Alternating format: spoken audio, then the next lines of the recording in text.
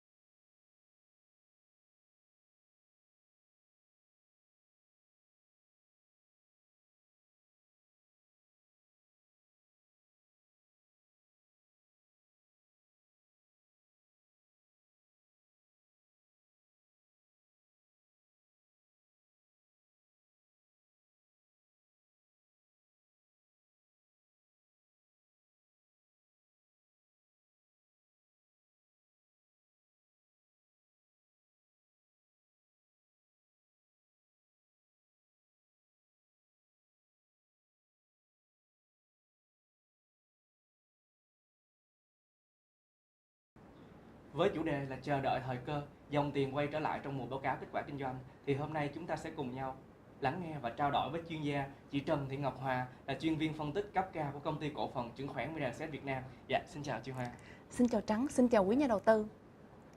Vâng, thì một trong những thông tin rất là quan trọng của thị trường chứng khoán tuần qua là chúng ta đã có là chính phủ đã ký ban hành một nghị quyết 01 về phát triển kinh tế Việt Nam trong 2026. Thì trong đó đề ra rất là nhiều những giải pháp cũng như là những mục tiêu rất là cụ thể trong phát triển kinh tế, và một cái mục tiêu quan trọng là phát triển GDP tăng trưởng ít nhất là từ 10% trở lên. Thì nhờ chị Hòa có thể tóm tắt lại cho quý nhà đầu tư những cái điểm nhấn chiến lược trong cái nghị quyết 01 này chị.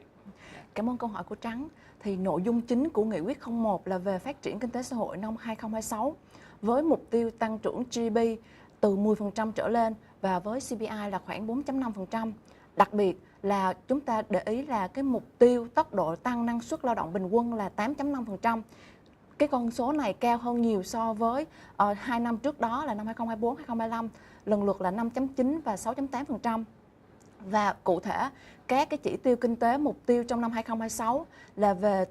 tốc độ tăng trưởng xuất khẩu là khoảng 15 đến 16%. Mục tiêu này có phần chậm lại hơn một chút so với tốc độ tăng của năm ngoái. Và con số về mục tiêu của sản xuất công nghiệp là đặt mục tiêu là tăng tốc hơn trong năm 2026 với con số tăng trưởng là 12 đến 14%. Và bán lẻ mục tiêu cũng tăng tốc, đó là với tốc độ tăng trưởng mục tiêu là 13 đến 15%. Còn về mục tiêu của ngân sách nhà nước thì trong năm 2026 chúng ta đặt ra mục tiêu là tăng tỷ trọng chi đầu tư phát triển trong tổng ngân sách nhà nước lên 35.5% từ mức là 30.5% trong năm 2025. Đồng thời là giảm tỷ trọng chi thường xuyên trên tổng chi ngân sách nhà nước xuống 57.3% từ mức khoảng 65% trong năm 2025. Và với cái mục tiêu tăng trưởng là 10% thì trong nghị quyết 01 cũng nêu ra các kịch bản tăng trưởng kinh tế theo từng quý, và quan sát con số mục tiêu tăng trưởng chúng ta thấy rằng có một cái sự kỳ vọng về tăng trưởng GDP sẽ tăng tốc qua từng quý. Và có thể thấy rằng là nhìn vào con số thì trong cái kịch bản tăng trưởng của nghị quyết 01 thì có cái sự kỳ vọng về động lực công nghiệp chế biến chế tạo cũng như là xây dựng và dịch vụ sẽ tăng tốc hơn trong năm 2026. Và để phấn đấu để đạt được cái mục tiêu này thì trong nghị quyết 01 cũng nêu rõ các nhiệm vụ cũng như là các giải pháp. Thì Hòa xin phép tóm tắt một số cái điểm chính. Thứ nhất là hoàn thiện và đồng bộ thể chế và pháp luật. Trong đó là có việc là đẩy mạnh cắt giảm và đơn giản hóa thủ tục hành chính và cải thiện môi trường đầu tư kinh doanh. Trong đó thì xây dựng và trình Quốc hội ban hành các nghị quyết về cơ chế cũng như là chính sách để triển khai thực hiện nghị quyết 79 về phát triển kinh tế nhà nước cũng như là nghị quyết về phát triển kinh tế có vốn đầu tư nước ngoài sau khi được ban hành, và đồng thời là hỗ trợ pháp lý cho doanh nghiệp vừa và nhỏ. Và thứ hai là song song với ưu tiên thúc đẩy tăng trưởng thì chúng ta vẫn gắn liền với việc giữ vững ổn định kinh tế vĩ mô và kiểm soát lạm phát trong năm 2026. Và thứ ba, đó là về việc hoàn thiện quy định về tổ chức bộ máy hành chính, tăng cường phân cấp phân quyền. Đặc biệt là thứ tư, đó là việc nhiệm vụ là chuyển đổi căn bản mô hình tăng trưởng dựa vào năng suất và đổi mới sáng tạo, và nâng cao năng suất cũng như là chất lượng nguồn nhân lực trong công nghệ, trong khoa học công nghệ và đổi mới sáng tạo là trung tâm của chiến lược phát triển. Trong đó thì có nghị quyết 79 về phát triển kinh tế nhà nước và nghị quyết 68 về phát triển kinh tế tư nhân, và mục tiêu và nhiệm vụ là hình thành các tập đoàn kinh doanh, các tập đoàn tư nhân lớn để có đủ năng lực để tham gia vào các dự án hạ tầng trọng điểm cũng như là ngành công nghệ cao và các lĩnh vực chiến lược, và phấn đấu trong năm 2026 là tỷ trọng đóng góp của khu vực kinh tế tư nhân vào GDP là đạt khoảng 55% từ mức đóng góp hiện tại là khoảng đâu đó tầm khoảng 50-51%. Và nhiệm vụ thứ 5 đó là đầu tư và xây dựng các công trình hạ tầng chiến lược và hiện đại và đồng bộ. Và thứ 6 đó là về việc phát triển khoa học công nghệ, đổi mới sáng tạo và chuyển đổi số, cũng như là chú trọng phát triển nguồn nhân lực chất lượng cao. Đó là những cái tóm tắt về nội dung chính của nghị quyết 01 mà Hoàng nghĩ rằng là quý nhà đầu tư có thể tham khảo và lưu ý cho cái chặng đường đầu tư trong năm 2026 của mình.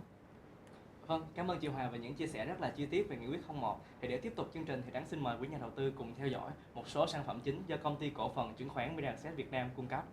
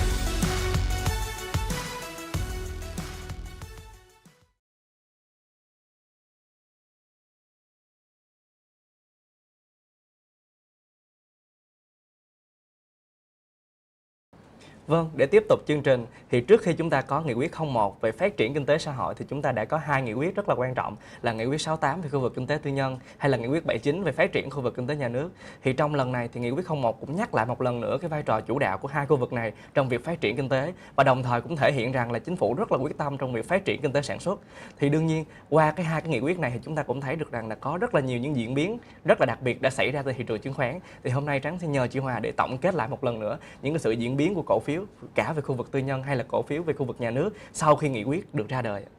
Cảm ơn câu hỏi rất là hay của Trắng. Thì bên cạnh các yếu tố cơ bản của doanh nghiệp thì diễn biến giá cổ phiếu cũng phản ánh một phần nào cái sự kỳ vọng về việc hưởng lợi của các chính sách cũng như là nghị quyết và định hướng phát triển của kinh tế. Hoặc lấy ví dụ như là chúng ta quan sát về diễn biến giá cổ phiếu của nhóm Vingroup thì chúng ta thấy rằng là nhóm cổ phiếu Vingroup có cái đà tăng mạnh trong năm 2025 và đặc biệt là kể từ tháng 5 khi mà nghị quyết số 68 được ban hành vào ngày 4 tháng 5 về phát triển kinh tế tư nhân thì cùng với đó là việc tập đoàn này có rất là nhiều cái dự án đầu tư trọng điểm.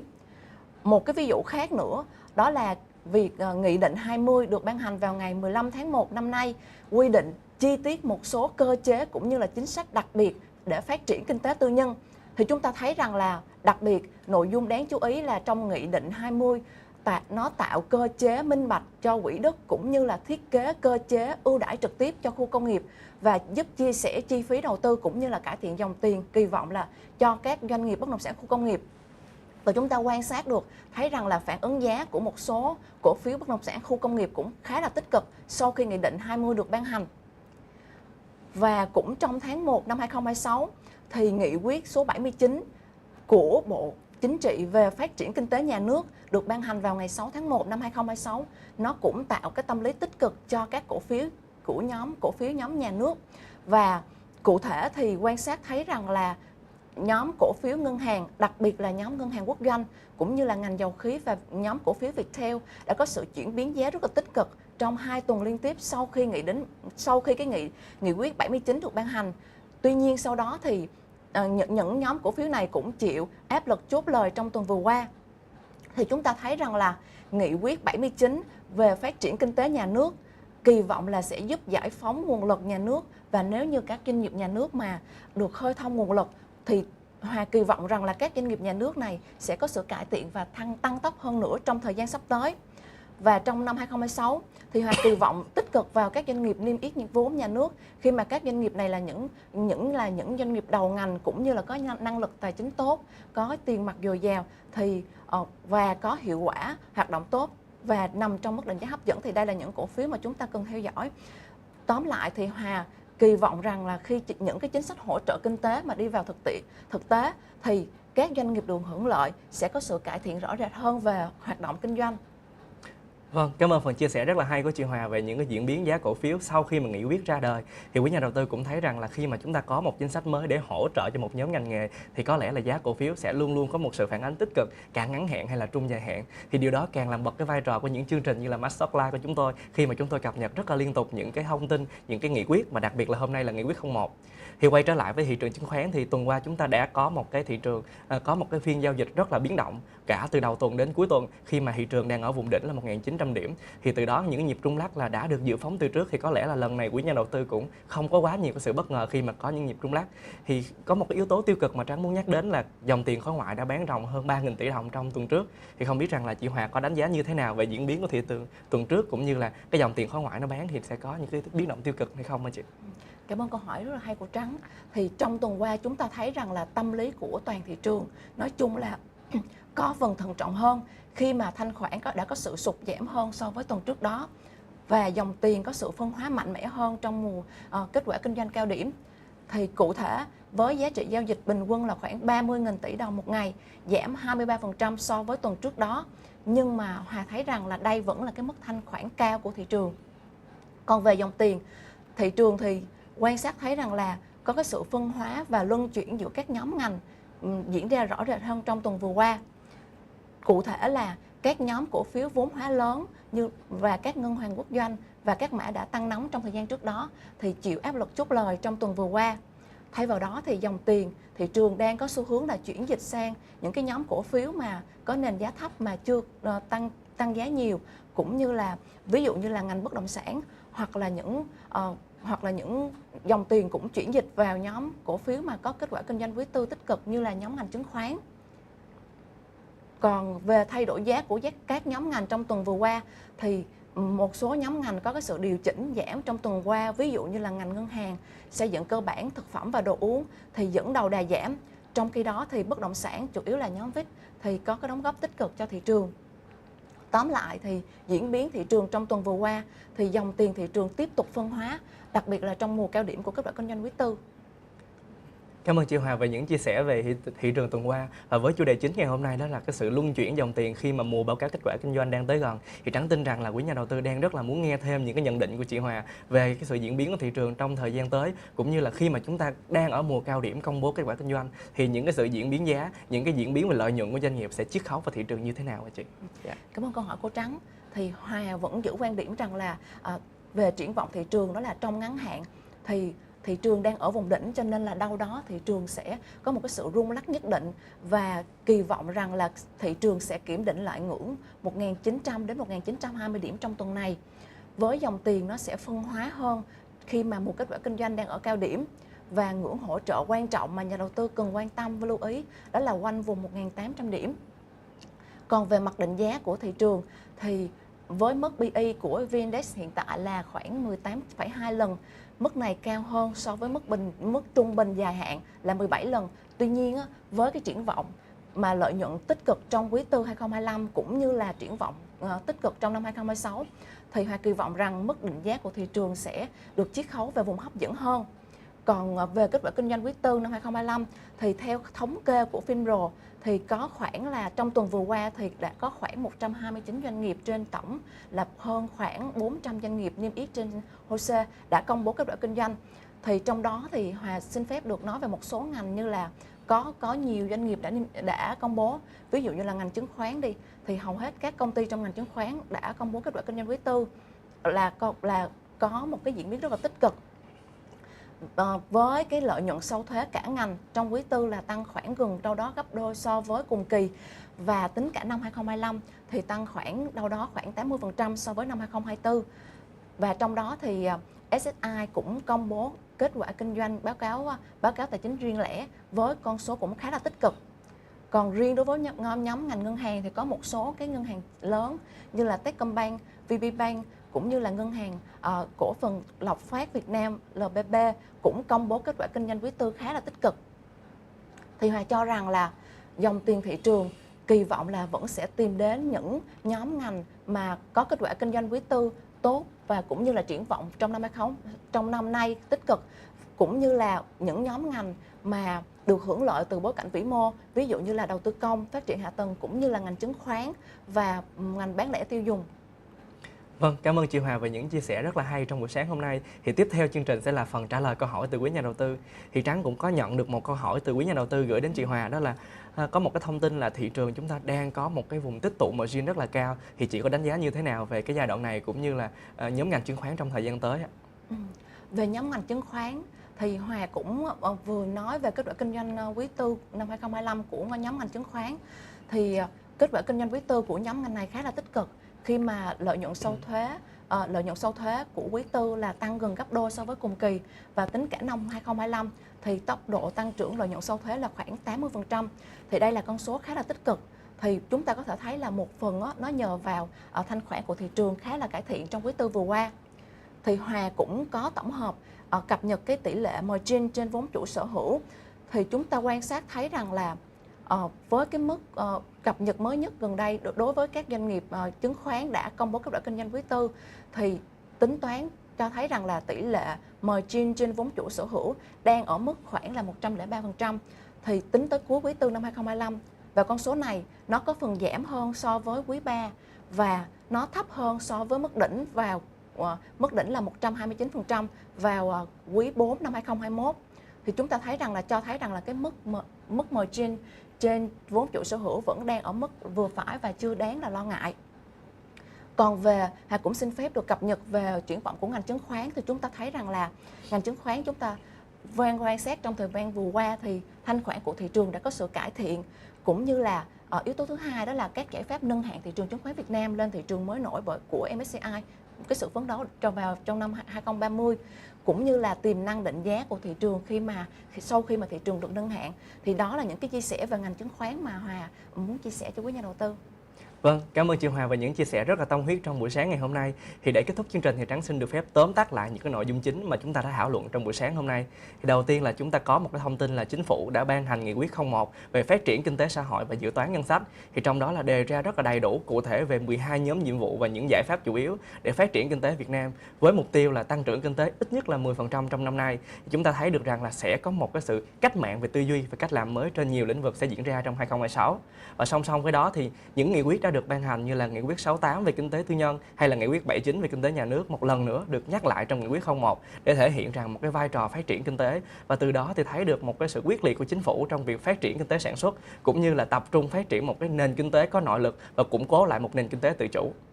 Và bên cạnh đó thì 2026 sẽ là một năm đầu tư rất là khác, khi mà chúng ta thấy được rằng là một cái quyết tâm của chính phủ trong việc là thể hiện cái vai trò dẫn dắt, vai trò phát triển kinh tế, nhưng không chỉ dừng lại ở sự kỳ vọng mà nó thể hiện bằng những con số, đặc biệt nhất là những nhiệm vụ được giao cho những doanh nghiệp trọng tâm.